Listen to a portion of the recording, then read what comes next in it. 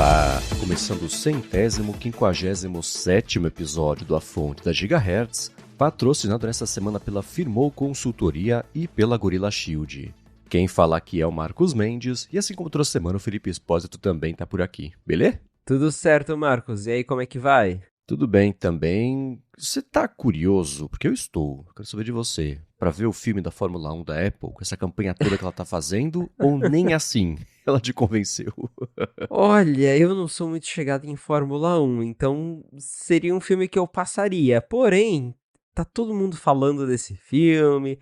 Teve lá o Epic Trailer, né? O trailer com vibração. A divulgação está pesadíssima. Então talvez eu dê uma chance, assim, só pra ver se é tudo isso que estão falando mesmo, né? Até vamos comentar aqui. Saíram reviews nesses últimos dias e eles são bem positivos. De novo, não é um assunto que me interessa muito, então é uma coisa que eu passaria, mas fico curioso pra ver se realmente a produção tá boa. E você? Eu tô na mesma porque muito review, e assim, eu não me ligo muito também em Fórmula 1, né? Mas teve muito review que falou assim, puta, nem vejo muita coisa de Fórmula 1, mas assim, é um bom filme, uma boa história, ação, emoção, então rolou. E eu acho que eu vou acabar vendo no cinema, para poder, primeiro, né, pra poder ver logo, porque ele estreia agora dia 27, né, e no Apple TV Plus vai demorar mais, sei lá, um mês e meio, 2 meses, porque é o tempo que a Apple tem que levar para estrear do cinema pro streaming para poder concorrer a Oscar. Ela certamente já está fazendo campanha de Oscar, né?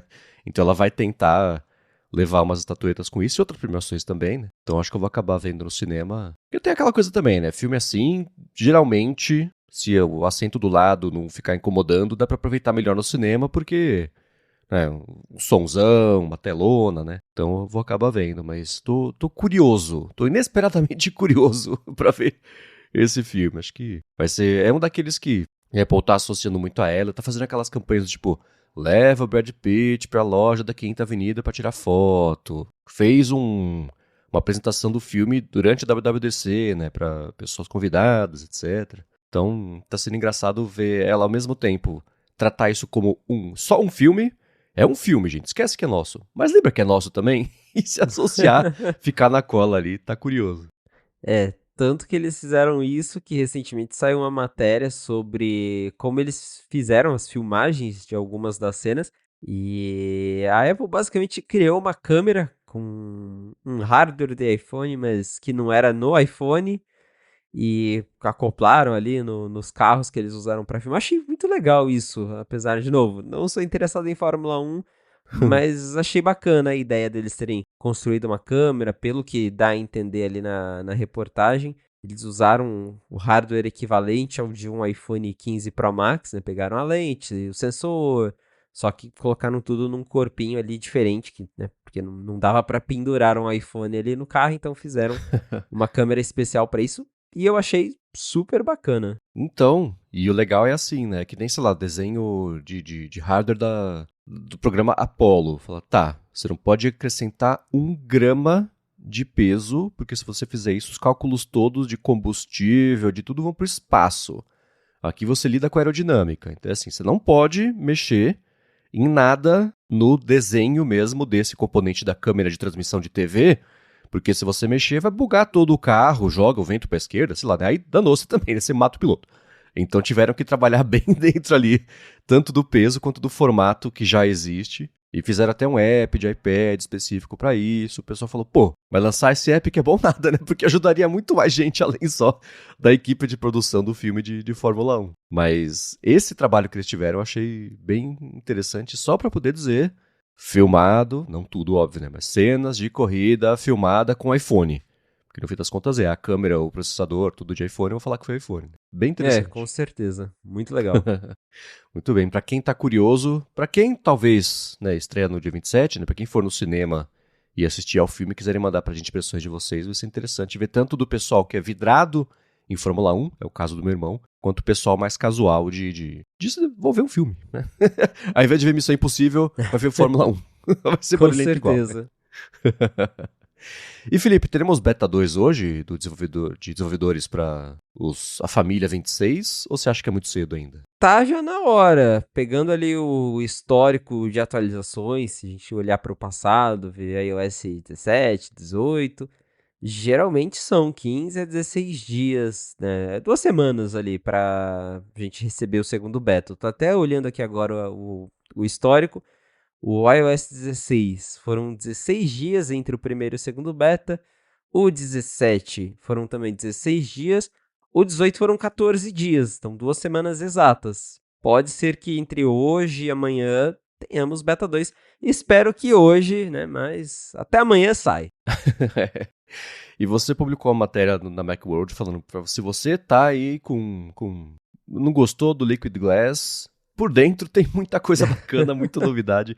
Você com essas 2 semanas de uso do beta, tem coisa que tá se sobressaindo? A gente pode falar até do design já, né? Agora que não é mais novidade, a gente tá só vendo como um elemento de design, mas por dentro de novidade, o que tá fazendo diferença pra você no dia a dia?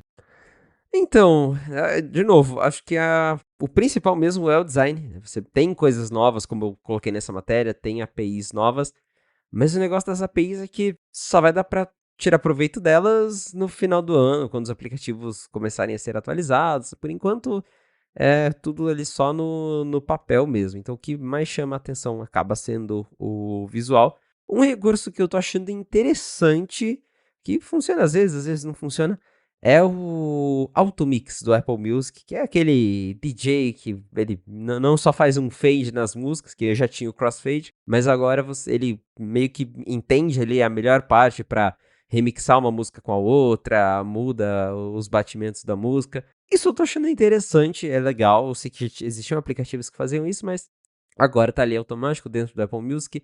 Não é um negócio que muda a vida da pessoa, mas é bacaninha, é divertido. Você coloca numa playlist, de repente tá numa festa lá com uma pessoa em casa. Eu já liguei aqui algumas vezes e dependendo da música, sai uns resultados bem legais até. As melhorias de iMessage também são bem-vindas, porque eu acabo usando bastante o iMessage. Mas acho que a mudança principal mesmo que chama a atenção, que você bate o olho, é o design. E aí, para falar, né, de recurso mesmo, daí partindo pro lado do iPad, as janelinhas. Isso eu acho que mudou muito a experiência de usar o iPad. Tá bem parecido com usar o Mac mesmo. De novo, no sentido de organizar janelas. Aplicativo é outra história, mas a usabilidade de você organizar, que era um aplicativo que abre aplicativo, isso tá bem legal. Acho que finalmente acertaram como fazer ali a multitarefas do iPad para quem quer usar o iPad como computador. E aí, no caso da matéria, eu trouxe algumas das APIs legais do iOS 26, que não foi falado muito ali durante a WWDC, algumas até foram faladas, mas né, ficaram mais para as sessões ali.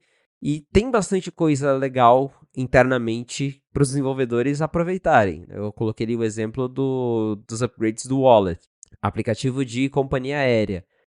A Apple até chegou a mostrar lá os passes atualizados, né, as passagens atualizadas, mas a companhia aérea vai conseguir colocar, por exemplo, atalhos para mudar assento, upgrade de cabine, tudo isso ela vai conseguir colocar já dentro ali do seu passe, e o passe vai vir acompanhado de um rastreio do voo, tipo o do Flyre mesmo. Isso eles mostraram na Keynote, achei bem legal.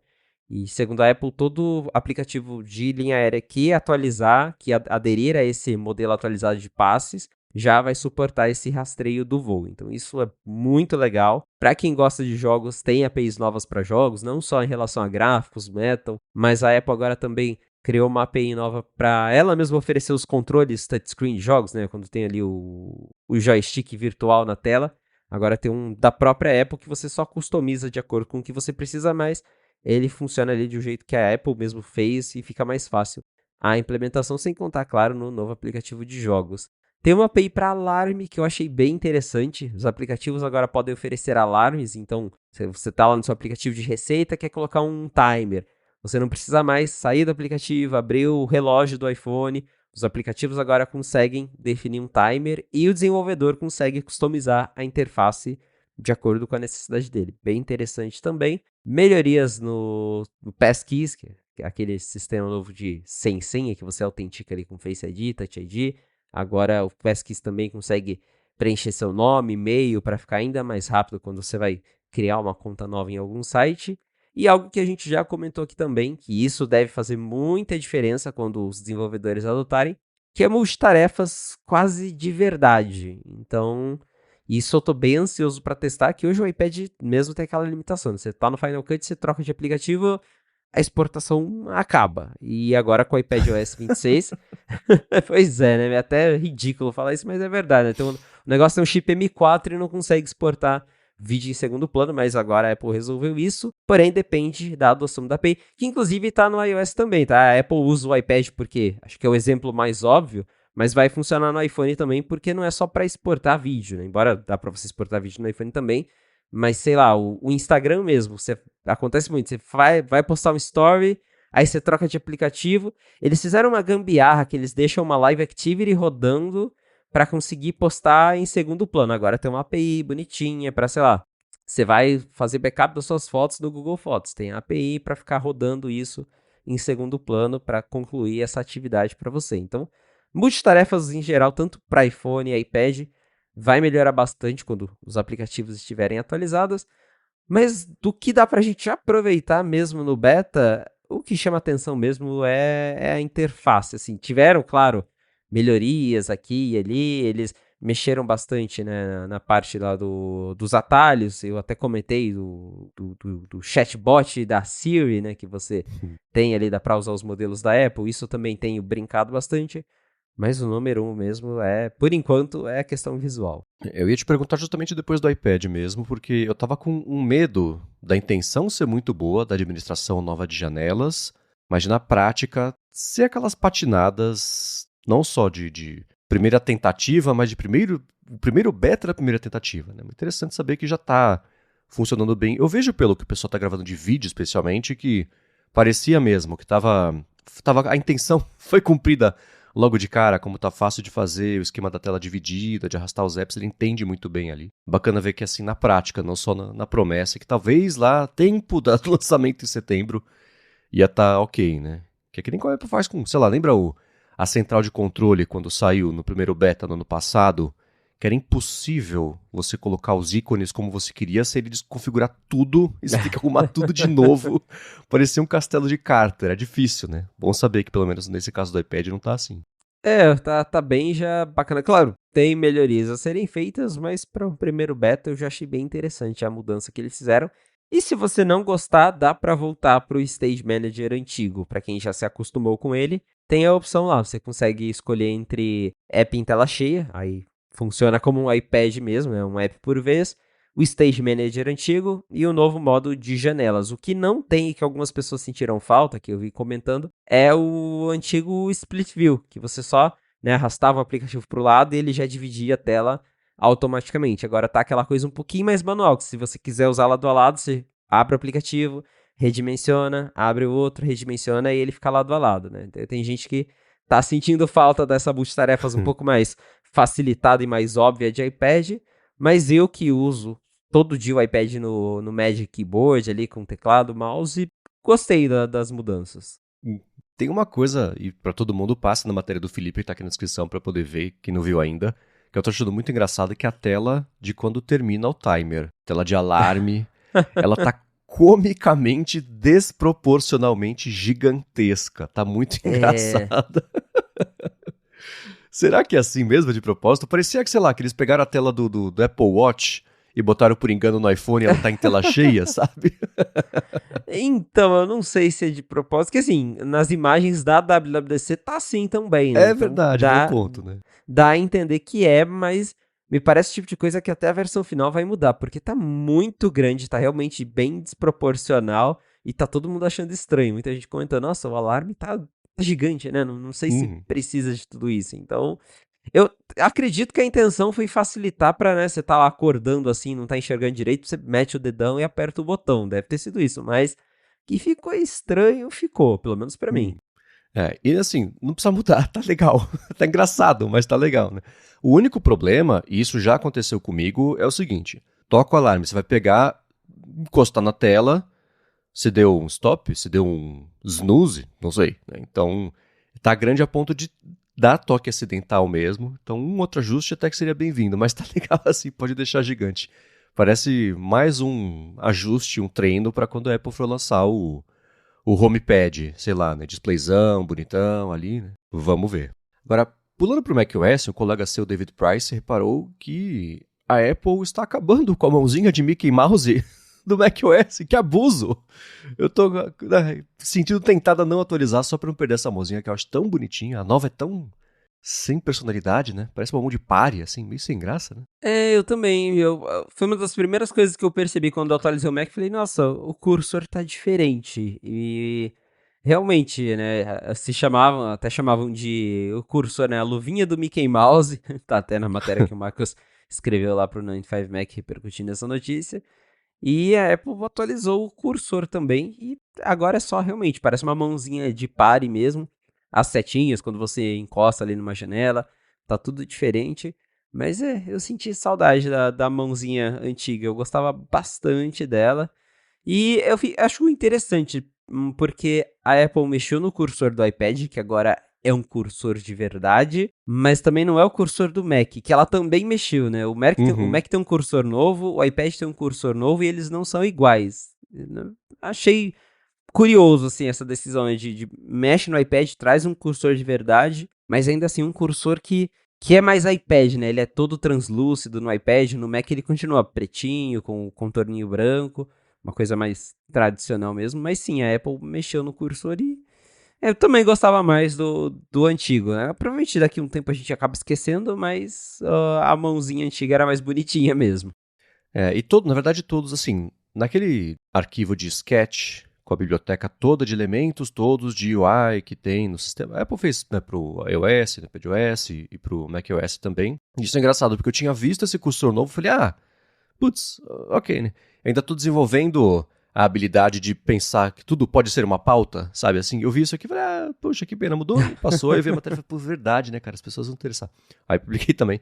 E dá pra ver, e nesse arquivo dá pra ver sim, ela mexeu em todos os cursores. Eles estão com um pouquinho mais cara de iPad, mais arredondadinhos, mais no esquema de iPad. A Apple vai no de iPad e muda também, né? Tá mexendo todas as peças nesse tabuleiro.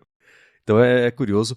O único que ela não mexeu, ou se mexeu, os ajustes foram bem sutis, foi no cursor do que eles chamam de beach ball, né? De quando dá a travada e fica aquela rodinha colorida. Esse tem um degradezinho, uma coisa assim de diferente, mas a Apple não cedeu à tentação de redesenhar esse também, junto do pacote inteiro dos outros cursores de seleção de texto, cursor com uma setinha mesmo para baixo, ou quando você vai ajustar uma coluna, né, que você tem um risquinho com setinhas dos dois lados, esse tudo foi mexido, mas o da mãozinha tá zoado, não tá muito legal não. Eu espero que role um ajuste aí até o lançamento da versão final.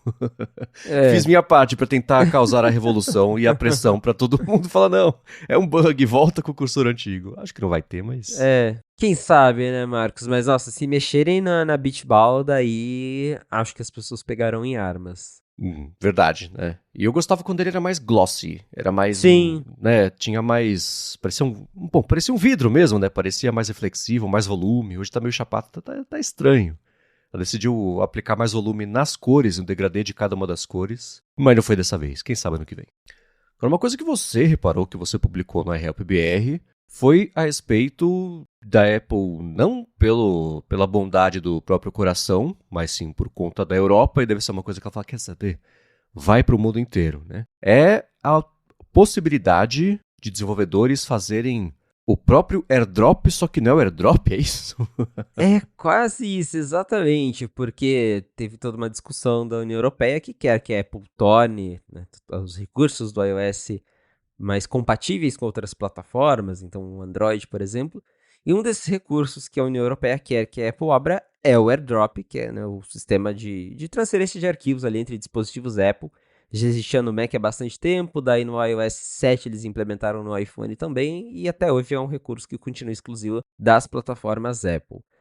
E a Apple trouxe uma API bem interessante no iOS 26, que basicamente libera uma tecnologia chamada Wi-Fi Aware. E quando você para ver a session e ler as explicações, é quase que isso que o Marcos disse mesmo, um airdrop para cada aplicativo. Então, o AirDrop ele usa ali tanto, ele mistura tanto o Bluetooth e o Wi-Fi, né? Para quem não sabe como funciona o AirDrop. No primeiro momento ele usa o Bluetooth para identificar os dispositivos por perto, isso ele faz por Bluetooth. E aí depois, quando você emparelha, ele usa o Wi-Fi Direct, né, que cria ali uma conexão direta de Wi-Fi entre os aparelhos, para mandar os arquivos em alta velocidade, que o Bluetooth é bem mais lento que o Wi-Fi. Então ele mistura ali as duas conexões. E esse Wi-Fi Aware é uma tecnologia mais nova, mas que oferece basicamente o mesmo recurso do AirDrop. Ele consegue detectar dispositivos que estão ao redor e criar uma conexão direta, criptografada, entre esses dois aparelhos, né, dois que seja mais aparelhos, para fazer o envio ali de dados. A Apple até dá um exemplo. Funcionaria não só para mandar arquivos, mas também para streaming, para transmitir a tela, né? Você quer mostrar a sua tela em outro aparelho, isso também funciona. É quase como um AirPlay também, né? Então tem ali vários usos.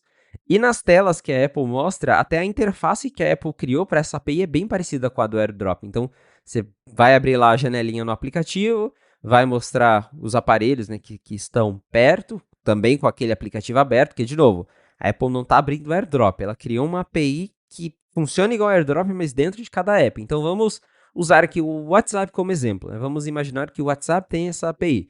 Você abre o WhatsApp, você quer compartilhar uma foto com outra pessoa, só que vocês estão sem internet. Aí vai ter lá a telinha que parece o do AirDrop, você clica no nome da pessoa, vai aparecer um código no outro iPhone, você vai digitar esse código e aí ele vai confirmar o emparelhamento e a partir disso você vai conseguir mandar arquivo de um para o outro sem precisar de internet, porque ele vai ter criado esse Wi-Fi Direct em cima dessa API de conexão direta. Basicamente o AirDrop dentro de cada aplicativo. Funciona também para melhorar a compatibilidade com acessórios, a Apple até mostrou também na Session, então um exemplo, né? Você tem drones que mandam arquivos via Wi-Fi, os óculos da Meta mesmo, eles se conectam via Wi-Fi nos dispositivos, e hoje é um processo bem manual, que você precisa abrir o aplicativo lá do Ray-Ban, daí ele pergunta, quer conectar na rede do Ray-Ban? Daí sim, daí ele desliga o seu Wi-Fi, liga o Wi-Fi, né, direto ali com o Ray-Ban, e agora com essa API vai ser um processo mais automático ali, mais bonitinho, em segundo plano, então a Apple está facilitando essa conexão. É muito curioso porque essa API chega, né, essa tecnologia Wi-Fi Aware, ela já existe desde 2022, se eu não me engano, mas só agora que a Apple está implementando isso. E chega justamente no momento em que a Apple, né, está enfrentando esse embate aí com a União Europeia para liberar o AirDrop. E ao meu ver, é um meio termo entre a Apple não abrir o AirDrop e ao mesmo tempo tentar satisfazer a União Europeia. Né? Ela fala, ó, o AirDrop é nosso, mas a gente tem agora uma API que o desenvolvedor pode fazer o dele do jeito dele e tá tudo certo, né? Então, não é que a gente está restringindo o envio de arquivos. Se o desenvolvedor quiser, ele implementa do jeito dele, vai funcionar com Android, vai funcionar com Windows. A própria Apple fala na documentação da API que ela é de fato aberta, né? Multiplataforma. Então, você consegue usar ela também com outras plataformas. Então, se a União Europeia vai ficar satisfeita com isso, eu não sei, mas que me parece uma tentativa de agradar a União Europeia sem de fato abrir o AirDrop, isso parece. E, claro, quando os aplicativos aderirem, é o tipo de API que vai fazer bastante diferença, porque né, finalmente teremos aí a troca de arquivos entre outras plataformas que, de vez em quando, você tem lá seus amigos com Android que quer mandar um arquivo, não tem como. Então agora vai ficar bem mais fácil. Eu fico lembrando daqueles aplicativos tipo Bump, né? Que você fazia um Nossa, fist sim. bump com o seu amiguinho segurando o iPhone e você transferia alguma coisa. Que é até parecido com hoje em dia, no caso dos iPhones, tem, né? O lance de você transferir arquivo, até faz uma animação de um para outro, tem toda uma brincadeira assim. Mas é o tipo de coisa que parece aqueles recursos que é liberado e ninguém adota. E mesmo o aplicativo fazendo isso, você vai entrar no aplicativo para transferir. Não, você vai partir da foto transferir. Tudo bem que de iOS para Android, aí sim, beleza, né? Mas você também tem que ter um app específico para isso. Então a possibilidade eu achei muito bacana. Mas eu acho que a própria Apple sabe que não faz tanta diferença abrir essa API, porque vai ter aplicativo, mas o uso mesmo vai se manter ali no AirDrop, que acaba sendo mais fácil, mais cômodo, implementado no sistema inteiro, a gente está acostumado. Apesar de nem sempre funcionar, mas está acostumado. Então é assim, né? Mas achei bem interessante essa observação. E claro, o link vai estar para a matéria do RapBR para quem não viu essa novidade E é interessante como essas sessões da Apple de WWDC, né, nesse ano ela fez ao contrário, né, não foi divulgando de dia a dia, ela botou tudo de uma vez pra galera ir vendo e sempre tem, cada uma que você assiste, uma pepitinha ali de novidade que vale discutir, né, bem legal. Com certeza. Sempre tem esses detalhezinhos que, de novo, a WWDC é um evento para desenvolvedores, mas ficou bem user-friendly nos últimos anos, porque a Apple sabe que também chama atenção. A galera que nem entende nada de API, vê o iOS novo bonitinho, fica com vontade de trocar de iPhone, então por isso que ela faz aquele lindo infomercial de abertura, mas né, que agora foi tudo na segunda-feira, mas tem ali outras sessões, documentações novas, tem muita coisa interessante que fica nas entrelinhas mesmo. Uhum. E assim, depois que ela botou 100% a camisa de que WWDC, como tem à tarde o State of the Union, que é a apresentação bem com foco em desenvolvimento, aí fez isso, faz a apresentação global, seja para chamar a atenção dos usuários a respeito do que vai chegar no sistema, com uma ou outra pincelada que fizer sentido para ela falar, vai ter APIs para isso. Ela até fala de API na WWDC, mas é bem raso, fala só que vai ter, né? Aí chega na State of the Union, que é o keynote para devs, basicamente. Aí ela aprofunda mais e daí para frente as pessoas lembram que é uma conferência de desenvolvimento mesmo, com muita parte de, primeiro, fala o que vai ter, como é que funciona, e depois explica como é que usa, né? Sessões servem meio para isso. Né? Agora, uma coisa que eu vou associar à WWDC, porque aí dá para entender melhor por que a Apple ficou tão brava com o John Gruber sobre o texto dele, que a gente falou algumas vezes, vai lembrar aqui para quem não sabe do que a gente está falando, foi um processo que era inevitável que fosse acontecer por conta da Apple Intelligence, processo coletivo representando investidores da Apple. Mas antes de falar sobre isso, eu vou agradecer a Firmou Consultoria, que quer falar com você, que tem uma empresa, que está enrolado com a sua vida CNPJ, tudo do seu PJ, e que está patrocinando mais esse episódio aqui da Gigahertz. A Firmou, para quem não conhece, oferece serviços de contabilidade consultiva e gestão financeira e é especializada em startups, desenvolvedores, empreendedores também, profissionais liberais, pequenas e médias empresas. Então, para você que está precisando de alguém que vá além de oferecer serviços de contabilidade do dia a dia e está afim mesmo de alguém que atue como uma mentora financeira para você e para sua empresa, a gente aqui da Gigahertz conhece muito bem esse serviço muito bom que a Firmou presta, porque foi graças a ela que a gente lançou a Gigahertz em tempo recorde, sem problema, sem burocracia, sem atraso. Foi uma maravilha. A gente chegou com eles com a demanda, eles chegaram com a empresa pronta. Nunca vi isso na vida. E a Firmou conhece as melhores estratégias para você abrir e manter também a sua empresa, sempre de olho em economia de custos, tributo certinho para cada categoria e especialmente na área de TI, ela sabe fazer a legalização da empresa do jeito certinho para você ganhar tempo, deixar isso 100% na mão deles e se focar no dia a dia, o motivo pelo qual você está abrindo sua empresa, né? Então, para conhecer melhor os serviços da Firmou e se livrar do perrengue que é essa parte burocrática, a parte financeira da legalização ou da manutenção fiscal também na sua empresa, faz o seguinte, vai no Instagram, vai no Facebook e procura por @Firmou Consultoria. A Firmou está pronta para ajudar todo mundo que escuta a fonte, independente da sua necessidade, e a gente tem certeza que ela vai resolver tudo para você, assim como faz todo dia aqui para a gente na rede. Então, mais uma vez, @Firmou Consultoria no Facebook ou no Instagram. Muito obrigado a Firmou pelo patrocínio de mais esse episódio do A Fonte e pelo apoio a toda a Gigahertz. Valeu, Firmou! Muito bem, vou contar a história desde o começo. John Gruber, há uns meses, publicou um texto chamado Algo de Podre no Reino de Cupertino, em referência ao texto do Shakespeare, falando sobre como a Apple, na WWDC do ano passado, tá de manhã ainda, tinha mostrado as funcionalidades todas da Apple Intelligence, da carangueja, só que não teve demonstração ao vivo. Teve lá no vídeo, no grande infomercial de keynote da WWDC, e foi isso. E ele fala o seguinte, né? Agora que está atrasado, que não saiu, que estava ruim, não estava funcionando, ele diz, ficou muito óbvio para mim que a demonstração nem ter acontecido nas sessões, nos briefings que a Apple faz com os jornalistas depois do evento, aquela coisa mais fechada, mais privada, nem ali ter tido demonstrações de verdade, né? Era um sinal óbvio de que aquilo não existia, que não estava pronto, que era uma coisa que era um conceitão que a Apple mostrou como um recurso que ia chegar. Aí cola com isso, ela fez a campanha com a Bella Ramsey lá do Last of Us, mostrando recursos como se já existissem, e o iPhone, né, com o iPhone você consegue, né, o iPhone vai dar para fazer. Era uma coisa né, teve quem comprou o iPhone esperando, pelo menos uma pessoa, vai, que comprou o iPhone esperando que isso já fosse existir, porque era o que dava a entender o comercial. E aí a Apple adiou esses recursos e fez passou essa vergonha toda. E agora tem um processo coletivo que está representando os acionistas da Apple por conta desses atrasos, porque, de acordo com esse processo, eles também foram enganados pela Apple ter dizendo que o negócio estava mais pronto do que parecia.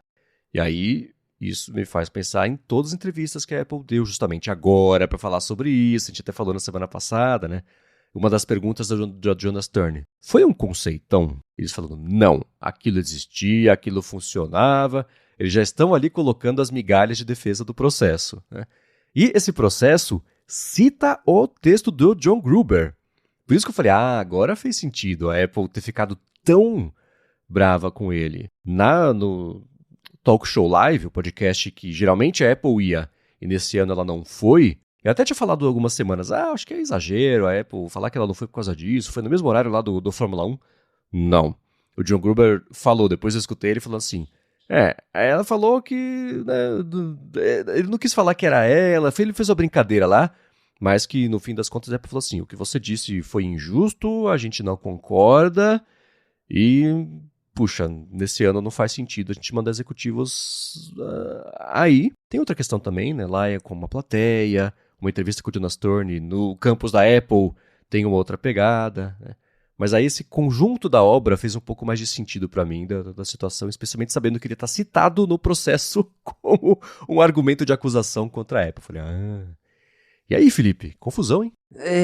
Isso deixa as coisas bem mais sérias e, ao mesmo tempo, não é nenhuma surpresa. É igual o processo por propaganda enganosa que também rolou em cima lá do comercial da Caranguejo, que responde. Era meio óbvio que isso ia acontecer. E agora também temos os próprios acionistas da Apple falando, né, que eles foram afetados, que a empresa prometeu uma coisa, né, naquele sentido de, nossa, investimos aqui e aí não rolou nada daquilo, né, perdemos dinheiro, um papo mais ou menos assim. Se isso vai dar alguma coisa ou não, daí a gente tem que esperar para ver, que esse tipo de processo demora. Mas eu acho que era inevitável mesmo que ia acontecer, a Apple pisou na bola, a gente sabe.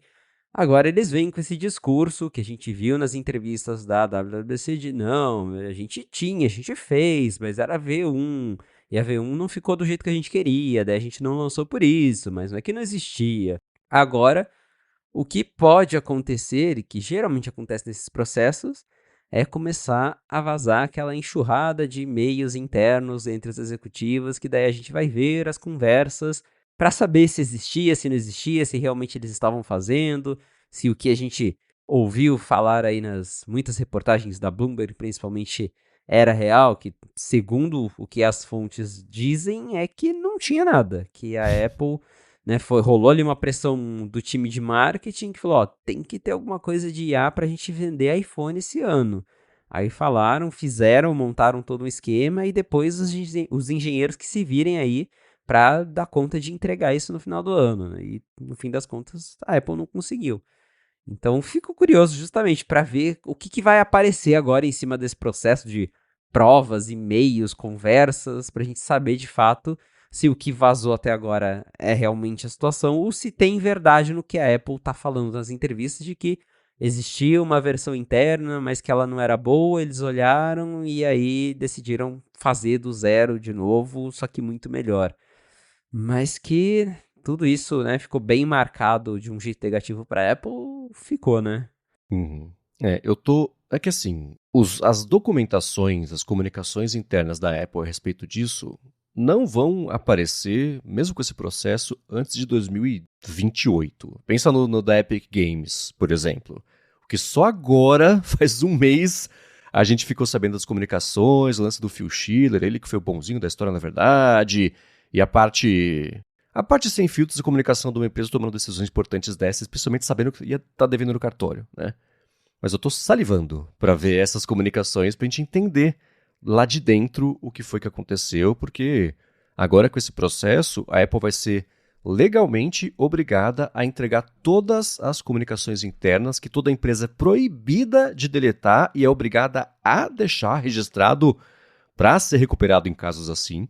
Então vai ser bem interessante ver, né, os e-mails, a ata de reunião, de como que isso aconteceu, de onde que veio desses, que hora que a Apple descobriu que não estava mesmo bom, e principalmente isso, né, o quanto que ela mostrou lá que já existia, o quanto que ela mostrou era só vapor, que o principal é a matéria que falou que nem o pessoal da Carangueja sabia que aqueles recursos iam ser anunciados. Isso é o que mais entrega, né, como estava no mínimo mal combinado e mal desenvolvido lá dentro. Se nem o pessoal da equipe sabia que eles iam ter que trabalhar num recurso que ia sair daqui a 4 meses, teoricamente, alguma coisa tá faltando nessa história. A gente vai demorar, mas a gente vai descobrir. Vai ser bem interessante acompanhar a evolução disso. E, enfim, né? Se esse processo foi, de certa forma, motivado pelo texto do Gruber ou deu mais munição pelo texto dele, uma parte do processo é apoiada nisso, né? Ele falando sobre como talvez não existisse nada de verdade, aí fez um pouco mais de sentido, apesar de que ele foi lá na WWDC igual, ele participou de briefing igual, né? Que ele foi, né, que nem o Gizmodo, quando vazou o iPhone 4, que ele passou anos sem ghosted totalmente pela Apple, sem ser chamado para evento, sem falar com a comunicação, aí foi um bloqueio grande, né? Até que um dia ela botou o Gizmodo na tela como, aqui um review e tal, aí eles voltaram, aí fez as pazes, né? Já era sobre o Tim Cook, foi outros tempos, foram uns bons 5, 10 anos aí de Gizmodo na lista proibida da Apple de coisas que não chegaram nem perto, né? Mas nesse caso, realmente, o Gruber, ele, né, por enquanto, só não conseguiu a entrevista anual dele mesmo. E que, no fim das contas, foi super legal ver outras pessoas no podcast dele. A entrevista, como até falamos na semana passada, tá muito boa, com a Joanna Stern e o Neil aí lá do The Verge. Vale a pena assistir. E é engraçada a relação que o Gruber tem quando... É o Nilay Patel, né? Que é o editor-chefe do The Verge. E o Nilay Patel, ele é advogado... Ele atuou, acho, até uns anos como promotor, um lance desse. E de direitos autorais. Ele manja muito a respeito disso. Então, toda vez que pinta algum processo, eu já vou atrás pra ver como ele está entendendo a situação. E quando é processo que tem a ver com direitos autorais, então, ele sempre dá uma aula disso. Quando saiu, sei lá, o processo a respeito de... que tava esse de plágio, então aquele Ed Sheeran, com o negócio lá da música lá do Let's Get It On, que era igualzinha, mas não era. Aí um outro também, o processo mais antigo, ele fala, cara, o processo antigo não tem nada a ver com o novo, é sempre, você joga uma moeda, a probabilidade de você acertar, assim, jurisprudência tem o que aconteceu em processos passados tem um limite do quanto influencia processos novos, mesmo quando parece que é idêntico. Então ele sempre fala muito sobre isso e ele geralmente está certo, né? Então, e ele quando vai no talk show, e ele publica coisas e o Gruber publicam coisas, se bicando às vezes. Mas se bicando não por uma birra pessoal, mas porque eles discordam na base de algum argumento, né? E quando o Nilay Patel vai no talk show, eles também falam sobre os assuntos que eles discordaram nos últimos 6 meses das matérias e discordam e conversam, argumentam ali. É sempre muito, sei lá, argumentativamente rico o que acontece. Então, ele é um cara muito legal pra ter no ao vivo, né? E a Joanna Stern também é uma pessoa que manda muito bem nas entrevistas.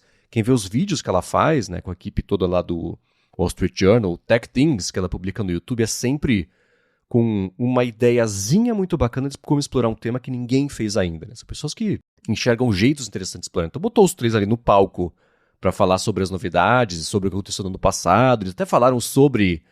O fato, né, da Apple não ter topado participar nesse ano é uma entrevista que vale a pena.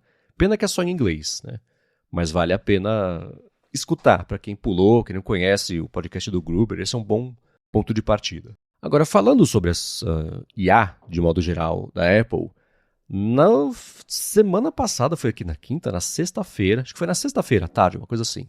O Mark Gurman, da Bloomberg, publicou uma matéria falando que a Apple conversou... A matéria me deixou um pouco confuso. Felipe, me ajuda a fazer sentido da matéria. Porque ele falou o seguinte: a Apple conversou com a Perplexity a respeito de fazer uma aquisição.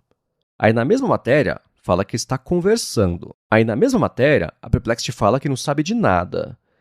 Então é passado, presente, é uma matéria meio quântica, a possibilidade dessa... Sim, a Perplexity, né, falar que não tá sabendo de nada, tá fazendo o jogo dela, não deve nem poder nem dar uma indicação de que tá conversando, tudo bem, né? Mas dá a entender que as conversas aconteceram, que elas estão acontecendo, que talvez elas aconteçam, Mas seria uma aquisição gigantesca. Perplexity, para quem não sabe, é basicamente o Google da busca de IA. Eles mandam muito bem. Eles têm feito parceria com todo mundo. Tá, né? Tudo bem que é mais do Firefox do que ela, mas dá para usar a Perplexity como buscador padrão do Firefox. Eles têm um assistente de Android e de iPhone que funciona super bem. Estão fazendo Tem parceria com a parceria com a Samsung, né? Então, eles estão passando o chapéu, aproveitando que o Google não pode fazer nenhuma parceria, né, por conta de processo, etc. Mas pintou aí o relatório de que a Apple... Assim, eu vou dar uma notícia aqui, tá? A Apple tá pensando em comprar todas as empresas de IA. Óbvio que tá.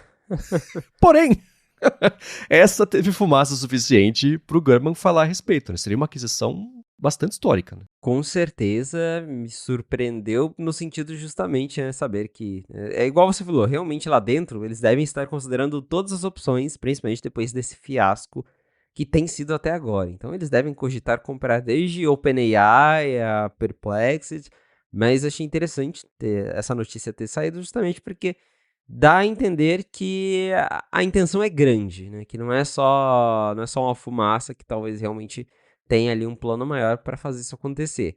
Quando eu li a matéria a primeira vez, eu também fiquei meio confuso, porque começa dando a entender que eles conversaram, aí depois parece que eles não conversaram, que eles vão conversar, mas o que eu realmente entendi no final é que as discussões de compra da Perplexity estão rolando internamente com a Apple, mas que ela ainda não deu nenhum lance oficial para Perplexity. Então, em tese, eles não chegaram a conversar com eles ainda.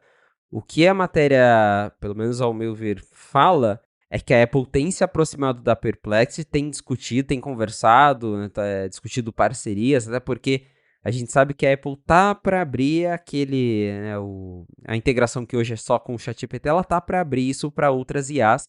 Então tem rumor que, né, o Gemini vai entrar, que só não entrou ainda por conta lá da briga judicial que tá rolando em cima do Google também, né, questão de monopólio, mas que em algum momento do iOS 19, do iOS 26, ó, pensando em 19, a gente vai ter essa abertura para outras IAs. Então, o que a matéria dá a entender é isso, que a Apple tá se aproximando, tá fazendo amizade com a Perplexity, mas que eles ainda não chegaram a conversar sobre um possível acordo, mas essas discussões estão rolando inteiramente lá dentro da Apple. Até o Gurman cita, né, que quem está levando aí essa conversa, né, seria Adrian Perica, que seria ali um dos chefes de aquisições da Apple, junto com o Ed Q, que é o cara de serviços da Apple. Então eles que estariam liderando aí essas conversas para em algum momento chegar na Perplexity e fazer uma oferta, fazer ali uma proposta de aquisição. Não sei se a Perplexity aceitaria, até porque eles já cresceram bastante, né? Não que eles são gigantes, dominam o mercado, mas cresceram muito, valem bastante, seria uma aquisição bem aí também na casa dos bilhões, poucas que a Apple fez, né, até a matéria cita ali alguns exemplos que a Apple, né, tem historicamente poucas aquisições aí na casa dos bilhões e que talvez essa também seria aí uma grande aquisição para a Apple, mas dá para ver que a Apple, no fim das contas, tá meio, né, desesperada para dar um jeito nessa questão de IA, porque claramente o que ela tá fazendo lá dentro tá indo a passos muito lentos, a indústria tá crescendo cada vez mais rápido, né? Temos aí os concorrentes fazendo coisas parecidas e a Apple ficando para trás. Então, acho que realmente, né, pensando do ponto de vista da Apple, faria um certo sentido ela comprar, mas não sei se a Perplexity vai ser a empresa que vai aceitar, né? Historicamente também, a própria matéria fala isso. A Apple costuma comprar empresas menorzinhas, startups, e aí incorpora essa galera para trabalhar ali nos recursos. Mas como a Perplexity já tem uma coisa grande funcionando, que é muito boa, do ponto de vista deles, faz mais sentido. E você, Marcos, você acha que rola essa aquisição? Você acha que é só fumaça? Como que você vê essa história? Eu não sei se a Perplexity é moralmente, não é moralmente a palavra que eu tô procurando, mas vai encaixar a empresa certa para Apple comprar. Porque ela fez muita coisa feia no começo para chegar no tamanho e ter a tecnologia que ela tem. Por exemplo, ela pegou dados sem permissão de publicações de empresas e sites que explicitamente tinham dito que não era para pegar. tem um complicador aí que é o seguinte. Nesse caso, na internet quase pode tudo. Né? Tirando as leis de direito autoral, e aí a gente fica de olho no que o Nilay Patel falar, existe, por exemplo, o lance do robots.txt, que é o negócio que o Google chega num site, ali lê o robots.txt para saber se ele pode ou não indexar o site no Google. Bem basicamente é isso. A internet inteira funciona com base nisso. Mas é mais um acordo de cavalheiros do que uma regra. Pode ignorar isso. Se o Google quiser, ele pode pegar o texto mesmo assim. Aí depois se resolve na justiça se for texto que for protegido. E a Perplexity passou o chapéu. Ela tinha até o negócio do desallow do robots.txt, mas tava nem aí, pegou um monte de coisa, foi um caos. Eu não estou conseguindo puxar da memória assim, teve outras situações assim. Eu lembro que o Casey Newton, ele publicava muito isso, falando assim, cara, essa empresa é um nojo. E sempre teve um problema, né, estrutural desse tipo de coisa. Então eu não sei se desse lado funcionaria bem a Perplexity. Mesmo hoje em dia, já estando tudo certo, é que nem se lavar muito dinheiro para ter um negócio que cumpra com a lei. Você lá atrás não construiu do jeito certo, sabe? Então eu não sei. De tecnologia, é muito bacana. Eles são o melhor buscador que tem na internet por conta disso tudo que eu acabei de falar, né? É o fins para um meio, né? Meio maquiavélico isso. Então, se eles forem comprados pela Apple, seria uma lavagem moral de tecnologia e teriam que passar a cumprir o que é. A Apple fala, a gente faz scraping responsável na internet, respeita o robots.txt, pega dado mesmo assim, mas se estiver lá no robots.txt que não pode, eles não pegam. É o que a Apple diz, né? Ela treina a Apple Intelligence assim também. Então eu não sei se filosoficamente é a melhor empresa. Existem outras empresas, por exemplo, tem a Mistral, uma empresa francesa que está mandando muito bem, não tem esse bando de acordo, e eles têm uma pegada mais de fazer coisas open source. E eles são, tem a Aleph Alpha na Alemanha, tem a Sakana AI no Japão e tem a Mistral. É basicamente isso, de empresa mais independente e menorzinha que está fazendo coisas muito boas. Eu acho que a Mistral seria uma compra melhor, porque não tem todo esse histórico, essa bagagem ruim, e também tem tecnologias muito interessantes. Estão fazendo uma coisa com OCR, né? Reconhecimento de caracteres muito bom também, e parte de uso de ferramenta, e aprender a usar uma ferramenta e falar só faz, quase uma coisa de agentes. Então não sei. A Perplexity ela é meio tóxica, meio radioativa. Tirando essa parte inteira, seria mó legal. É óbvio que seria mó legal. Né? Ela ter esse foco em busca, eu acho curioso, porque aí faria o Google um comprador potencial para ela mais do que a Apple. Se o negócio dela é busca na web com IA, tudo bem que a carangueja é busca de certa forma, recuperação de material. É encaixar, fazer uma força para encaixar ali. Né? E o vazamento disso, eu acho que está vindo mais da Perplexity do que da Apple. Porque a Perplexity está nesse lance, né? De acordo com quem também que saiu isso? Ah, com a Meta. A Meta conversou sobre comprar a Perplexity. Então tá uma oferta para todo lado. Né? O Grama falou no fim de semana. A Apple conversou também com a Mira Murati, que saiu da OpenAI para fundar a Thinking Machines Lab. E assim como todo mundo que sai da OpenAI, farei igualzinho a OpenAI, só que sem Sam Altman e com segurança. A Apple foi bater na porta dela. As conversas não avançaram. O Ilya Sutskever, que era um cara que estava junto da Mira Murati na OpenAI quando rolou a explosão, né, o caos lá dentro, o Ilya ficou meio quieto, saiu depois. Ele fundou a Safe Super Intelligence, está no nome, segurança. OpenAI sem Sam Altman. A Meta conversou com eles para tentar comprar, não conseguiu, eles estão querendo basicamente comprar o CEO. Então esse mercado está confuso. Eu acho que as empresas estão aproveitando esse momento para, cada vez que vaza que está conversando com alguém, o preço sobe 20%, assim, sem nem encostar. Então tá todo mundo valorizando, né? Dito tudo isso, seria bacana a Apple comprar a Perplexity porque eles têm gente muito boa. O que eles fizeram com o assistente de iOS dentro das limitações que a Apple coloca foi mágica. É nível shortcuts, quando ele era workflow e a Apple comprou de tão bom que era porque já estava pronto, né? Eu acho que é meio por aí. Adoraria ver, mas eu ainda não acho que é um encaixe filosófico. Está me fugindo a palavra. Se eu estiver revisando o episódio, eu vou lembrar.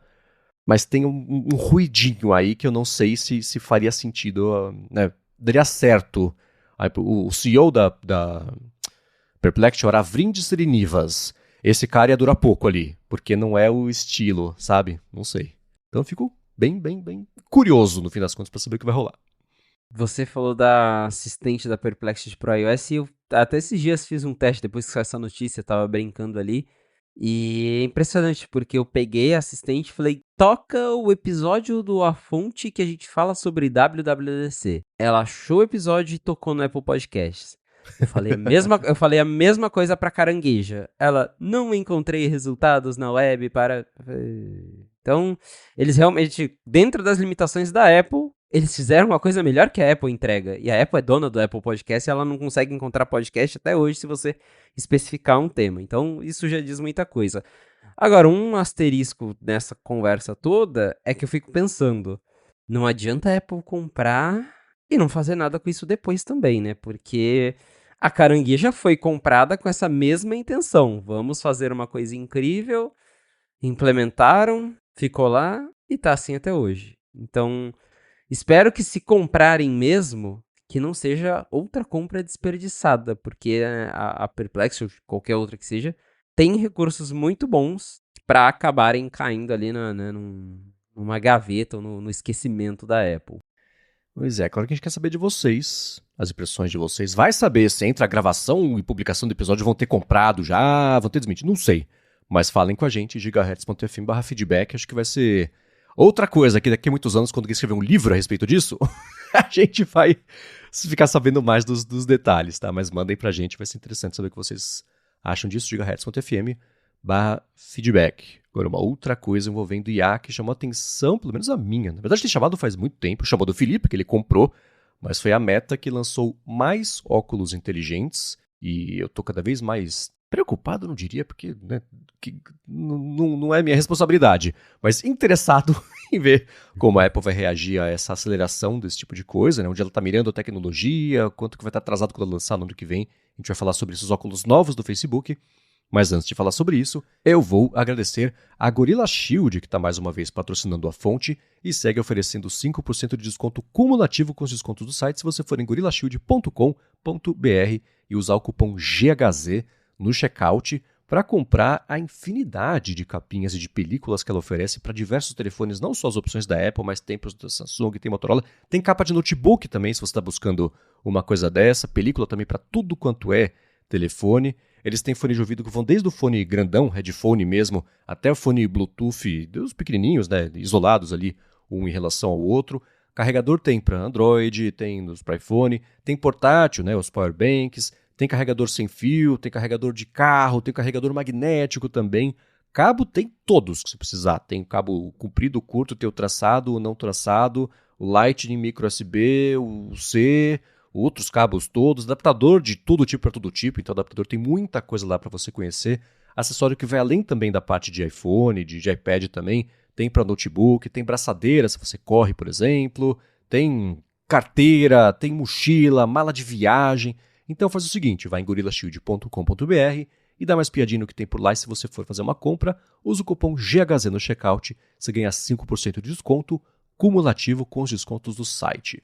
Muito obrigado a Gorilla Shield pelo patrocínio de mais esse episódio da Fonte e pelo apoio a toda a Gigahertz. Valeu, Gorilla Shield.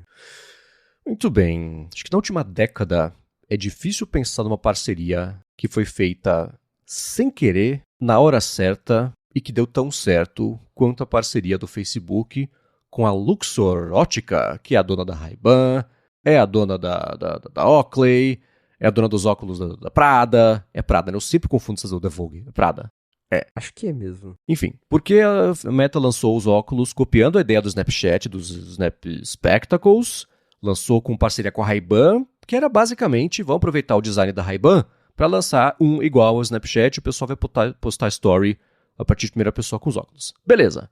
Aí veio a IA e deu mais motivo ainda para existir, porque você pode conversar com um modelo que te entende muito melhor do que a carangueja e fazer tarefas, etc, etc, né? Aí deu muito certo, lançaram a segunda versão dos Ray-Ban Meta Glasses Stories, vendeu muito mais do que eles esperavam, aumentaram a produção, e agora o Facebook está expandindo a parceria que ele tem com essa Luxor Ótica e lançou na semana passada uns óculos da Oakley, com câmera também, acesso à Meta AI para você conversar. Devem lançar, falei da Prada, em parceria com a Prada também, e até vi numa matéria que saiu na CNBC o pessoal comentando, né? Fontes da Meta falaram, é ótimo pra gente, porque esses óculos têm a armação mais grossa, aí cabe mais computador dentro, né? É muito melhor do que esses da Ray-Ban, que geralmente são um pouco mais fininhos, né? E é interessante ver que eles ainda estão investindo em óculos sem a telinha. Estão botando na cara, né, falar na mão das pessoas, mas na cara das pessoas, para as pessoas de vários estilos poderem comprar. Então, quem compra Ray-Ban é diferente de quem compra Oakley, que é diferente de quem compra os da Prada. Mas todo mundo começando a ter um contato com esse. E Prada não foi anunciado ainda, tá? É só rumor. O da Oakley foi anunciado semana passada e Ray-Ban já tem uns 2 anos, né? Mas está sendo muito interessante ver eles preparando o terreno para no ano que vem, parece que é o rumor lançar óculos que vai ter já uma telinha para você, né, ter uma dimensão a mais de interação com o modelo. E eu não consigo não comparar isso com a Apple, com no ano que vem, fim do ano que vem, planejar lançar óculos. Mas qual que é o alvo que ela está mirando de tecnologia que talvez fique atrasado quando ela for lançada no fim do ano que vem, que a Meta está acelerando a produção dela para isso, né? Tô achando muito interessante acompanhar esse lado do mercado. Tem muitos pontos mesmo, e acho que um grande acerto da Meta é justamente a parceria com marcas que já fazem parte do gosto do público que gosta de óculos. Então, começou com Ray-Ban, que é uma das maiores, é um grande acerto. Agora a Oakley tem a possibilidade de lançar óculos da Prada também. Então, ela vai pegando marcas muito grandes que é isso. Óculos é igual relógio, é uma coisa que muita gente já usa por estilo. E aí você coloca uma tecnologia ali e a pessoa acaba aderindo, né? Por que não usar, né? Se a pessoa já usa óculos, por que não usar óculos que sejam legais, que tenham câmeras e microfones e tecnologia? E agora é interessante também que essa nova versão da Oakley, ela já tem um hardware melhor que o Ray-Ban que eu tenho, por exemplo. Porque eles, como você falou, como ele é mais grossinho, eles conseguiram colocar mais tecnologia embarcada. Então, a versão da Oakley tem 8 horas de bateria, tem câmera 3K, o do Ray-Ban em comparação tem só 4 horas de bateria, a câmera é 1080, então é um salto bem grande. Acredito que a Meta esteja aguardando evoluções similares para uma próxima versão dos Ray-Ban, quando eles atualizarem, que eu acho que já vai ser essa versão com telinha, pelo menos é o que os rumores dão a entender, que a Meta já vem se preparando aí para no ano que vem, no máximo, lançar essa atualização aí dos óculos com uma telinha que não vai ser uma super tela de realidade aumentada, mas que você vai conseguir ver ali notificação, algum íconezinho de algum alerta importante, que, né, já vai ser um avanço comparado com o que a gente tem hoje. E aí essa versão provavelmente vai trazer essas melhorias que apareceram agora nesses óculos da Oakley. E comparar com a Apple, né, é inevitável, porque a gente vem escutando rumores aí há tempos. E, inclusive, a ideia da Apple inicialmente era algo para 2027 para frente, e o Gurman falou há algum tempo atrás que, né, dado aí que a Meta está cada vez mais lança óculos e está ganhando esse mercado, claro que ainda, né, considerando o todo, é um mercado que é pequeno, está em crescimento, mas dá para ver que tem um interesse muito grande em cima disso. Uhum. E óculos é o que a gente sempre fala aqui na Fonte, acho que é o dispositivo ideal para inteligência artificial, tá? É cada vez mais claro isso. E parece que a Apple percebeu e está tentando dar uma acelerada internamente. De novo, o Gurman falou que a ideia era 2027, agora é final de 2026. Talvez, né, conforme as coisas vão avançando, ela lance até antes disso, vai se saber, né? Mas por enquanto a ideia que a gente escutou aí é realmente final de 2026. Só que daí a gente tem que ver como que a Apple vai fazer isso, né? Porque igual eu acabei de falar, óculos Ray-Ban, Oakley, Prada, as pessoas já estão acostumadas a comprar. Será que as pessoas vão comprar óculos da Apple? Como será que vai ser o estilo? Será que vão ter vários estilos? O Apple Watch deu super certo. E acho que um dos motivos que o Apple Watch deu certo é a questão das pulseiras que são super customizáveis. Você coloca a sua, tem os mostradores. A Apple fez parceria com Hermès, com Nike, para ter pulseiras diferentes. Então, me pergunto como que ficaria, né, nesse quesito os óculos da Apple em questão de estilo, se vai ser só um, se vão ter vários estilos, que acho que isso faz diferença num vestível. A gente não está falando de fone de ouvido, óculos é uma coisa mais pessoal. E a questão da tecnologia embarcada também. Em que ponto a Apple vai conseguir lançar o dela? Será que o da Apple já vai ter telinha? Será que o da Apple vai ser equivalente aos os Meta Ray-Ban, que já agora comparado com os da Oakley, já estão até desatualizados? Fico com esperança de ver algo legal, porque, de novo, eu gosto dos Ray-Ban da Meta. Claro que eu quero ver a Apple lançando, E espero que eles consigam fazer algo páreo com o que a Meta terá no final do ano que vem. Porque também, né, lançar algo que vai ficar pra trás é chato. É muito incômodo pensar sobre como talvez o que a Apple está mirando, que vai ser uma tecnologia super avançada com apelo para lançar no fim do ano que vem, vai ser uma coisa que já vai estar ultrapassada.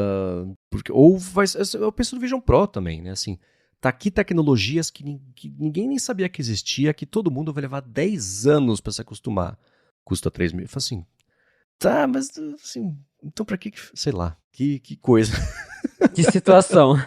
Que situação. Mas eu acho que óculos inteligentes vão pegar tanto quanto ou mais até do que relógio inteligente. Porque, tirando que tudo bem, né? Que as hastes têm que ser um pouco mais grossas para caber, bateria, componentes, etc. Você nunca não, né? Você dificilmente, em breve, vai ter óculos que a armação do lado ali é só aquele aramezinho, né? Tem que caber, né? Mas eu acho que o salto entre os óculos não conectados para conectados vai ser menor do que você teve, sei lá, de relógios analógicos para digitais e do digital para um relógio inteligente. A não ser que o objetivo seja você comunicar com o design, que é um óculos inteligente, eu acho que o óculos tem que ser o contrário.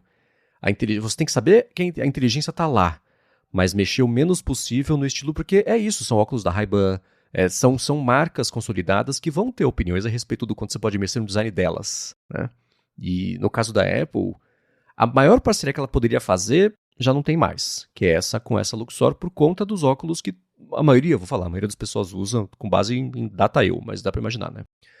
O que a Apple faria é, provavelmente, fazer uma parceria com uma Hermès da vida, não sei se a Hermès tem óculos, mas deu pra entender o que eu quero dizer, e lançar designs dela, assim como ela lançou o relógio com o design dela, na expectativa disso virar uma coisa icônica, marcar o design de óculos escuros, ou não escuros, sei lá.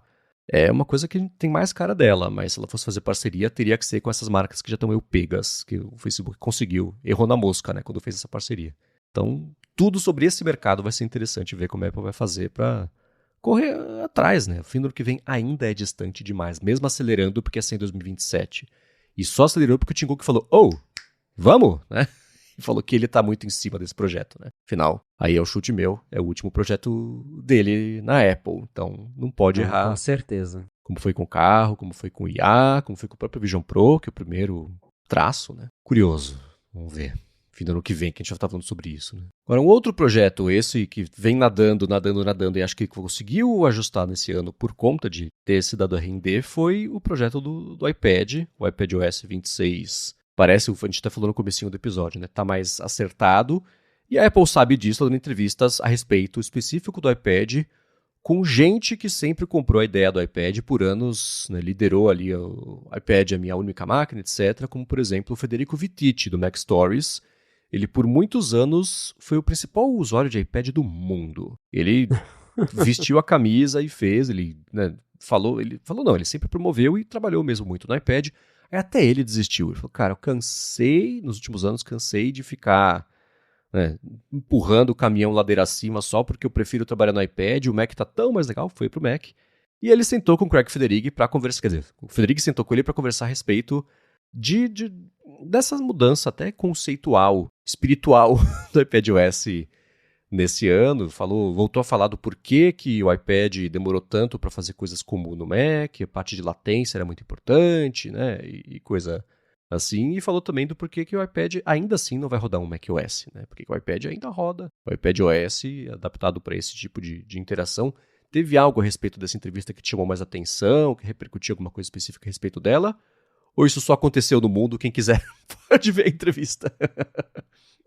Então, essa entrevista é bem interessante mesmo, né? Aborda aí, é uma entrevista bem grande, inclusive escrita, então também é fácil de traduzir para quem não manja do inglês, mas eles abordam toda aquela questão filosófica do que é um iPad, e aí ele pergunta até pro Craig, né, o que é um iPad em 2025, e aí o Craig vai falando né, da modularidade do iPad, que o iPad representa. Mas essas entrevistas sobre iPad é sempre a Apple dizendo, no fim das contas, o que convém para ela naquele momento. Porque se a gente volta lá no comecinho, quando, né, todo ano, desde o primeiro iPad, as pessoas sempre se perguntavam qual seria o futuro do iPad. Vai virar computador? Vai ser isso? Vai ser aquilo? E por muito tempo a Apple insistiu na ideia de que iPad é uma coisa, computador é outra. iPad nunca vai ser computador. iPad é isso, iPad é para touch. Aí o iPad ganhou tecladinho e canetinha. Não, mas aqui tem gente que quer usar desse jeito. Daí o iPad ganhou mouse. Ah, mas é um mouse bolotinha, é diferente. Agora é o mouse com cursor.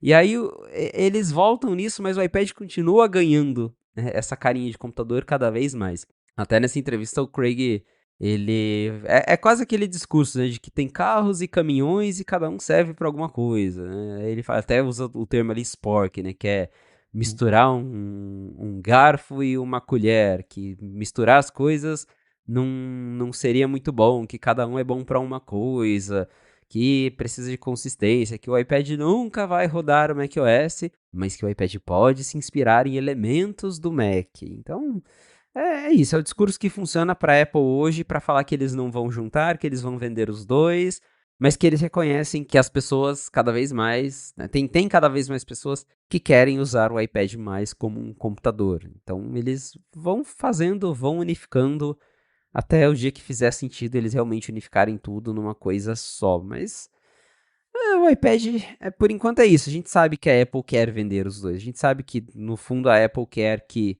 o usuário de Mac também tenha um iPad, porque é legal ter os dois, porque eles funcionam bem juntos, e ela vai continuar usando esse discurso para justamente para marketing, para conseguir convencer as pessoas de que ter os dois é uma coisa boa, que ter os dois é uma coisa legal. E dá pra gente ver isso claramente nessas entrevistas, que por mais que a Apple junte, né, melhore ali o iPad, traga cursores de verdade, janelas de verdade, ela ainda não enxerga o iPad, né, 100% como algo que deveria ser juntado com o Mac. De novo, até o dia em que, sei lá, eles lançarem um Mac Touchscreen e ele também ficar mais parecido com o iPad. Daí eu quero ver como que vai ser esse discurso. Então, aí no fim das contas é isso. O discurso muda de acordo com o que a Apple quer vender naquele momento. Mas é uma entrevista muito interessante, né? Ver como que o Craig passa por isso, como que ele explica as mudanças, como que ele defende que chegou a hora de trazer mais elementos do Mac para o iPad e que para eles, né, eles finalmente enxergam que tem pessoas que querem usar o iPad desse jeito e a pessoa escolhe como ela vai usar o iPad dela, né? Mas é uma boa entrevista, vale a pena a leitura. Quem tiver lido, tiver impressões, gigahertz.fm/feedback. Agora do iPad para o Mac, teve uma campanha que a Apple publicou no fim da semana passada, acho que foi também na quinta ou na sexta-feira, que era o seguinte: aqui está um jeito de ajudar você a convencer papai e mamãe a comprar um Mac para a escola. Tá na época de férias, daqui a pouco começa a volta às aulas, então tá na hora de começar a fazer esse tipo de campanha, né? E ela tinha um vídeo com tipo uma palestrinha ensinando, né, a pedir um Mac. Aí eles fizeram também uma apresentação, tinha um PowerPoint, um Keynote e um Google Slides, né? Do motivos pelo qual eu preciso de um Mac. Eu achei divertido. Eu dei risada, achei bacana o vídeo. Aí aconteceu o quê? No sábado, no domingo, acho que foi no sábado, a Apple tirou do ar o vídeo. Eu fiquei sabendo, eu vi o Felipe comentando sobre isso, e logo depois o Dave Mark, que é jornalista também das antigas, da história da Apple, trabalhou por muito tempo no... Como é que chamava? O The Loop, The Loop. que era do Jim Dalrymple, que até se aposentou. Ele falou que a Apple tinha tirado do ar as apresentações do PowerPoint e do Keynote. Para mim continuava disponível, então não sei se era caixa ou alguma coisa assim. E aí eu vi o Felipe falando que a Apple tinha tirado do ar o vídeo cringe da Apple, ajudando a convencer papai e mamãe a comprar um Mac. Antes de falar de impressões, quer falar um pouco mais talvez a respeito do vídeo, do que essa campanha pode significar para a Apple? Eu acho que essa campanha vem bem ali na época que a Apple faz aquela campanha Back to School lá fora, porque, né, o pessoal lá no hemisfério norte está de férias, as aulas lá voltam em setembro, então é o momento que a Apple traz aquela campanha Back to School, que tem desconto em Mac, desconto em iPad, todo ano tem essa campanha. E nesse ano acho que eles tentaram fazer algo que parecesse mais engraçadinho, né, no sentido de todo o vídeo ali é como se fosse uma palestra, né? Tem um palestrante ali caricato, com gravatinha. E aí ele vai passando uns slides de PowerPoint. Porque, né, comprar um Mac vale mais a pena. No caso ali, o foco é o MacBook Air, né? Porque comprar um MacBook Air vale mais a pena que comprar um laptop qualquer. E aí vai abordando, ó, o que os pais gostam? Pais gostam de desconto. Pais gostam, daí fala, ó, o MacBook Air tem desconto de estudante.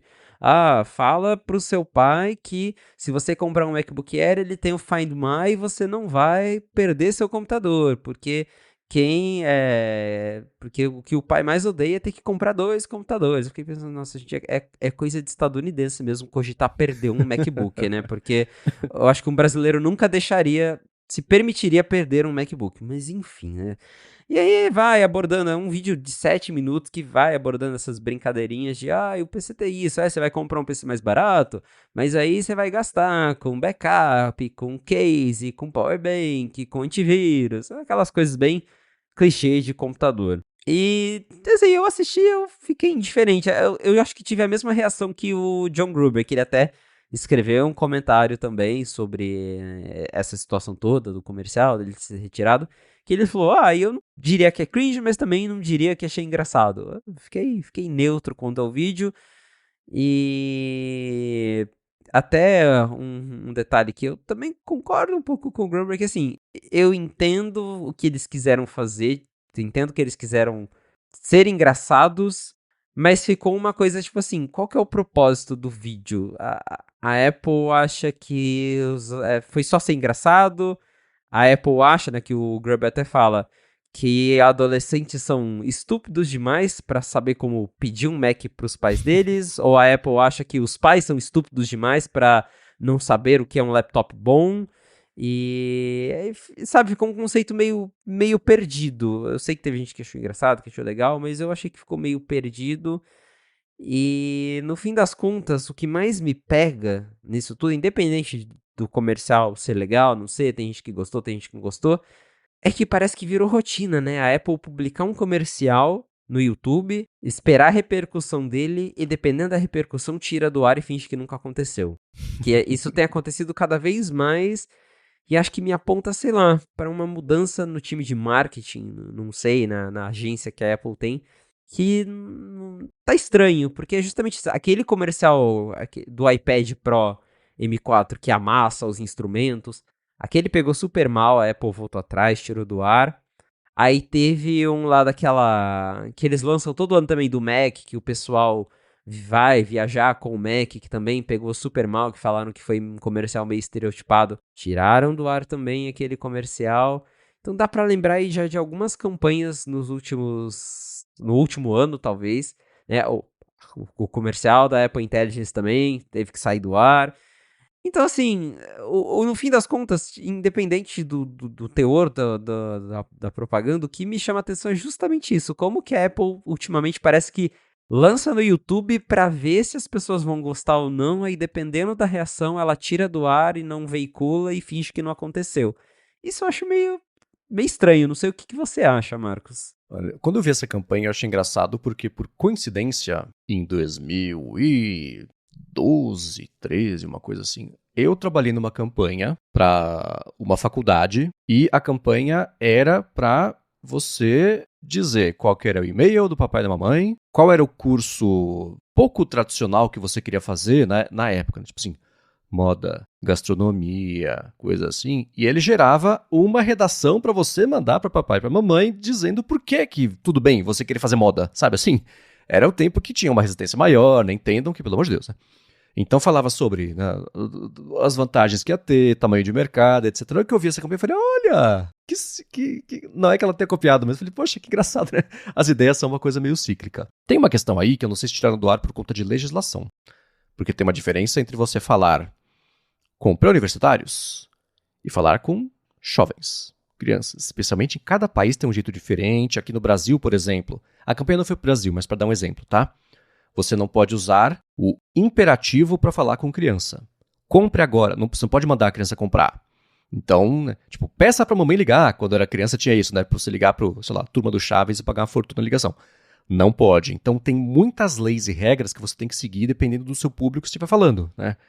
E o vídeo especificamente, né? Eu acho que assim, a campanha toda e o vídeo não é exatamente pra criança ver. Tá fazendo o papel de Cicerone para falar da mesma forma e informar os pais, o responsável, mãe, que o Mac tem isso tudo, a parte do sentido. Então a campanha serviu como um agente duplo aí, mas eu acho que ela tirou do ar por conta de alguma coisa legislatória que algum senador bateu lá e falou, oh, e aí ela achou melhor, não sei, isso ficou meio estranho. Mas como campanha, como um exercício publicitário, eu achei engraçadinho. A Apple tem dois veios de campanha, né? Ela faz umas campanhas que uma comédia meio cringe mesmo, né? Sei lá, fez esses dias o cara que tava de sunga, tomando sol no teto do prédio, trabalhando de lá. É um humor meio The Office, assim, meio dela, esse tipo de coisa. E faz as campanhas mais impressionante, bonito, inspiradora, né? Ela faz pra apelar pra públicos diferentes. Não havia um problema criativo nessa campanha. Acho que ele foi, talvez, regulatório de algum jeito, que ela achou melhor tirar do ar, mas eu cacei aqui o link da apresentação pelo menos de download segue funcionando pra mim. Ainda pode ser um cache muito louco, mas tá no ar. Acho que se ela fosse tirar do ar, teria tirado tudo do ar. A não sei que no vídeo especificamente tivesse uma frase que poderia complicar ela muito regulatoriamente. Apesar de que lá nos Estados Unidos meio que vale tudo, né? A parte de publicidade é bem mais livre lá. O concorrente pode falar do outro, aqui você nem pode, né? Campanha de Coca e Pepsi, por exemplo, que é histórico lá fora, que a Coca-Cola usava a embalagem da Pepsi, a Pepsi chutava a Coca-Cola e dava nada. Aqui você nem poderia fazer isso, né? Então, não sei. Outra coisa pra ver se vaza aí. O que foi que levou ela a tirar o ar? Se ela vai voltar com esse vídeo daqui a pouco, aí o pessoal vai achar a diferença de um pra outro, falar, cortou essa cena, então esse argumento aqui ela não podia fazer. Sei lá. Mas eu achei divertidinho o vídeo. Bom, e pra finalizar o episódio de hoje, estão saindo rumores dos iPhones do ano que vem. Não esse agora que deve ser anunciado em setembro, mas a próxima geração. E a história é de que a Apple deve mesmo tirar da tela a Dynamic Island. Ela está trabalhando numa tecnologia que vai deixar esses sensores existirem por baixo mesmo do display.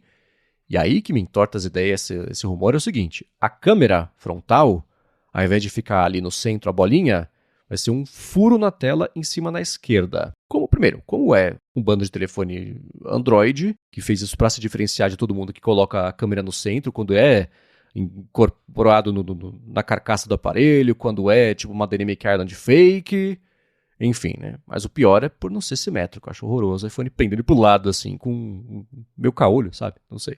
Então tem esse rumor a respeito disso, e rumores também a respeito da tecnologia mesmo do display, por exemplo, que esses iPhones devem ser os primeiros a ganhar tela de 120 Hz, ou desse ano vai ser, do ano que vem vai manter, mas com uma tecnologia de display, uma exibição de imagem diferente, mas achei engraçado primeiro, que estamos na era dos rumores do iPhone do ano que vem, então o pessoal tá dando como certeiro já tudo que já pintou de um rumor a respeito desse ano, mas especialmente, mesmo a Apple não mexendo aparentemente no tamanho dos displays, isso da linha, que a gente deve ter mesmo a tela os sensores por baixo e a câmera na lateral ali. Lateral, né? No canto esquerdo da tela, para esses iPhones Pro. Estranho, hein? Ou só eu que tô estranhando? A primeira coisa que eu pensei foi, nossa, a Apple vai reinventar o Galaxy S10, né, ele ficou bem emblemático justamente por ter a câmera no cantinho, que na época eles até chamavam, acho que de hole punch camera, e parecia, sei lá, que você pegou aquele furador de papel e furou, assim, o telefone no canto e tinha um buraquinho que você podia segurar. Eu também me incomoda um pouco a ideia da câmera não ser simétrica.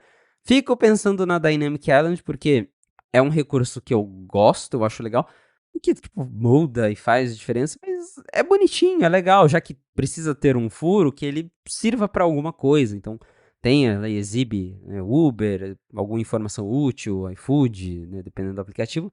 Eu acho bacana ter aquela interação ali, então eu ficaria meio chateadinho se eles tirassem isso. Acredito que tirar não vai, mas talvez vai mudar ela pro lado, né? A animação daí vai sair do canto da tela ao invés de sair do centro. Acho que eles ainda vão tentar manter Dynamic Island de alguma forma. Mas eu também estou igual a você. Só de pensar que vai ficar assimétrico, um buraco no canto da tela, me dá um pouquinho de faniquito. E espero que voltem atrás nessa decisão. Ou que a câmera seja invisível de verdade, que você não consiga ver nada, tal qual tem já, né, alguns telefones que a câmera realmente fica por baixo da tela mesmo. Os dobráveis da Samsung tem uma câmera assim, e aí ele meio que tem uns pixels ali invisíveis. Você consegue ver, ainda tem uns problemas de qualidade, mas quem sabe a Apple consegue acertar isso. E aí na hora que você vai usar a mesma câmera, fica tudo preto para o sensor não ter nenhuma interferência. Então, quem sabe eles fazem algo assim, porque fica o buraquinho ali no canto. Não sei, né? Mas reforça os rumores que tá todo mundo falando que no ano que vem a Apple quer lançar o telefone todo vidro deles, que até o Gurman falou esses dias, né, que o iOS 26, o Liquid Glass, foi pensado em hardwares do futuro, incluindo esse telefone que vai ser todo vidro. E é muito engraçado, porque esses rumores parecem os mesmos rumores do iPhone 10 na época, né, que a gente voltar lá em 2016 e pegar os rumores da época, era assim, Apple vai fazer telefone todo vidro em comemoração aos 10 anos do iPhone. E era isso, um telefone curvado, com tela de uma ponta a outra. E no final saiu o iPhone 10, então parece que é um repeteco do que aconteceu 10 anos atrás, né? O telefone todo vidro, o sonho da Apple de fazer o telefone. Vamos ver o que vai ser, mas já dá a entender que um grande redesign vai acontecer no ano que vem pro iPhone. Que o desse ano é igual você falou, Marcos, já parece bem certo o que vai ter, aquele calombão atrás de câmera, que pra mim também tá meio estranho, mas parece que a coisa já tá bem definida pra esse ano, até já estamos em junho, então no máximo mês que vem a Apple já vai começar a produção em massa desses iPhones para eles serem lançados em setembro, então realmente ela já bateu o martelo no que vai ter nos iPhones desse ano e já está discutindo o que vai ter no iPhone do ano que vem. Então, me parece que o iPhone 18, isso se ela não inventar um outro nome, né? O iPhone XX, vai saber, né? Tudo indica que ele vai ser bem mais diferente em questão de design. O iPhone 26, iPhone 27... também, né? Mandem as impressões pra gente, pessoal, gigahertz.fm/feedback. Os links de tudo que a gente comentou vocês encontram também em gigahertz.fm/afonte/157, também nas notas aqui do episódio. Quero agradecer a Firmou Consultoria Gorilla Shield pelo patrocínio do episódio de hoje, a vocês que recomendam o A Fonte, descobriram o podcast recentemente, querem que mais gente descubra, que vão nas redes e falam sobre o episódio, vocês que contribuem com os follow-ups aqui pra gente no feedback, vocês que deixam reviews, avaliações também. E a você, Felipe, por semana após semana, seguir ajudando a gente a fazer sentido do que tá rolando lá de Cupertino. Valeu, Marcos, e obrigado, audiência, por ter ficado com a gente até o final de mais um episódio do A Fonte. Se você quiser me encontrar nas redes sociais pra gente bater um papo, é só me procurar no @felipe.exposito, lá no Instagram e no Threads. Boa, para falar comigo, MVC Mendes nessas redes, apresento por aqui o Área de Trabalho e Área de Transferência, apresento para a Alura o IAS Sob Controle e vocês me encontram lá no Night 5 Mac. Obrigado mais uma vez pela audiência de vocês e a gente volta na segunda que vem. Um abraço e até a próxima.